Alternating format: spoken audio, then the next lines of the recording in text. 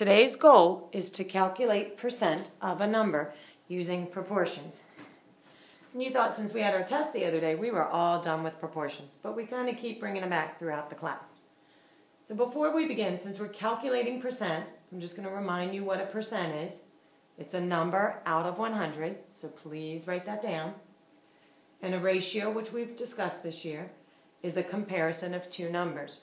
If you need to, pause the video, copy down the goal, those words, and the definitions. Now we're going to see what that looks like. So down here are what some statements would look like where I would ask you about finding percent of a number. The first one says 81 is 56% of what number? The next one says what percent of 126 is 22? 30% of 117 is what? 25.7 is what percent of 141? So you see, we see the word percent quite a bit, which is why our goal is to find percent of a number. One way to do it is to solve a proportion, and that's the way I prefer, so I'm teaching you that way. If you know the other way, then you can share it with me later. So for my one side of my proportion, I put percent over 100. Because remember, we just wrote down the definition of what percent is. It's a number out of 100. And on the other side, we put the is over the of. And the way I remember that is on top is because if I go through the alphabet, I comes before O. And another way I remember it is that this line right here means out of a number. So that's why of is on the bottom. Out of. This is out of whatever it is. So for our first example, I always like to make it easy, and I find the percent first.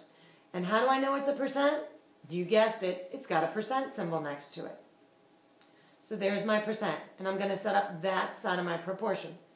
So I put my 56 over 100, and if you want to, you can put these on the other side and put the is over of over here. That's fine too, as long as you keep percent over 100, is over of. Next, I'm going to find my is. Well, right here's the word is, and the only other number next to it is 81. So for my is, I'm going to write 81. And for the of, it says of what number? Well, I don't know what number, so in its place, I'm going to put a variable. And you guessed it again, I'm using x. So we do our means times our means, x times 56, and then our extremes times our extremes, 81 times 100, and I get 56x equals 8,100. Divide both sides by 56 to find out what that of is. Put this into my calculator. Remember, these two cross out. These two cancel out. And I get x equals 144.64 when I round it to the nearest hundredth. And that's my answer. That's the only way I write it. I don't have to write 81 is 56% of 144.64. I'm going to let you just write the number today. But it won't stay that way forever. You know me. So for our second example, I find my percent symbol first. And I don't see a percent symbol, but I do see this. What percent? So since I don't know the percent, I put in x over 100. Then I find my is 22, so that goes on top, over my of, which is 126. And I do my means times my means, and my extremes times my extremes, and I get 126x equals 2,200. Divide both sides by 126 to find out what x is, and I get x equals 17.46, rounded to the nearest hundredth.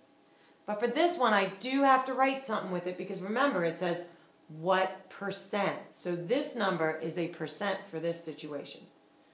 So I need to write 17.46%. If you forget that percent symbol, you're going to lose points. So please go back and check. Am I finding a percent or a number? Now, if you're starting to get this, you can move through this faster. Kind of fast. Copy down these problems, solve them, and then move through and check your answers. So again, I find my percent first, right here with that percent sign, 30%, 30 over 100, since it's a percent, is, right here, it says, is what of 117? So I have x for my is and 117 for my of. I do my means times my mean. Oh no, I'm doing my extremes times my extremes, because remember I like to do the x first. So 100x equals 3,510. Divide both sides by 100. And I get x equals 35.1. It does not say what percent, it just says is what. So this answer is a 35.1. Last one. 25.7, oh, no percent symbol for this one either. It says what percent. So I'm going to put in x over 100. My is 25.7. And my of is 141. Do my means times my means. 141x equals 25.7 times 100. Extremes times extremes. I get 570. Divide both sides by 141. And I get 4.04. Now, I may say, whoa, that seems really small. Well, let's look at it. I'm finding, if I just look at this, 25. Well, 141, half of that would be 50%, and that would be 70, about 70. So that would make sense that 25 is even less than a fourth of that, so it would be 4.04%. And remember to put that percent sign because it said what percent. If you need to, pause up the video to catch up with me. And then I want you to write down these 4 problems to try on your own. So pause the video before I show the answers.